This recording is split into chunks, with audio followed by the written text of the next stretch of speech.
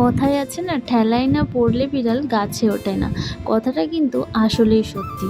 জানো তো, বিদেশবাবু যখন বাড়িতে থাকে না, তখন আমি প্রায় ঘুম থেকে উঠতে একটু দেরি করি।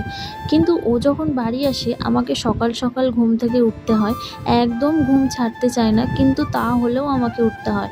কারণ দুপুরের রান্না, সকালের রান্না সব কিছু করে আমি না হলে টাইম পাবো না সকালে না উঠলে। তো দেখো, সকালবেলা আমি আগে ঘুম থেকে উঠে পড়েছি।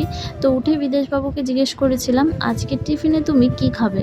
তো ও বলেছিল পরোটা খাবো। তো আমি চান টান করে পুজো দিয়ে চলে এসেছি এখানে পরোটা বানাতে। পরোটা বানানো আমার প্রায় মোটামুটি সব যখন কমপ্লিট, তখন বিদেশবাবু লাস্টে চলে এসেছে আর এসে কটা পরোটা বেলতে এসেছে। আর এদিকে দেখো, টেরা টুম্বো ভারতের ম্যাপ সব কিছু আর কি বেলে দিয়েছে, যা যা আছে। তো যাই হোক, বেলতে এসেছে এই অনেক, এটাই কে করে। তো অনেকে আমাকে কমেন্টে বলেছো, সামনাসামনি বলেছো যে বরটাকে দিয়ে রান্না করে খাচ্ছিস।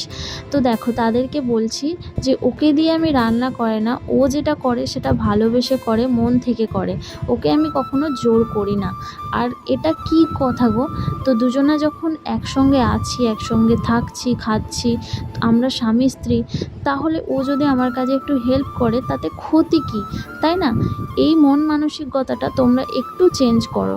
তো দেখো, দুজনা মিলে কাজ করলে কিন্তু এমনি হাতাপাতি হয়ে যায়। তো এদিকে দেখো, আমার পরোটা বানানো প্রায় কমপ্লিট।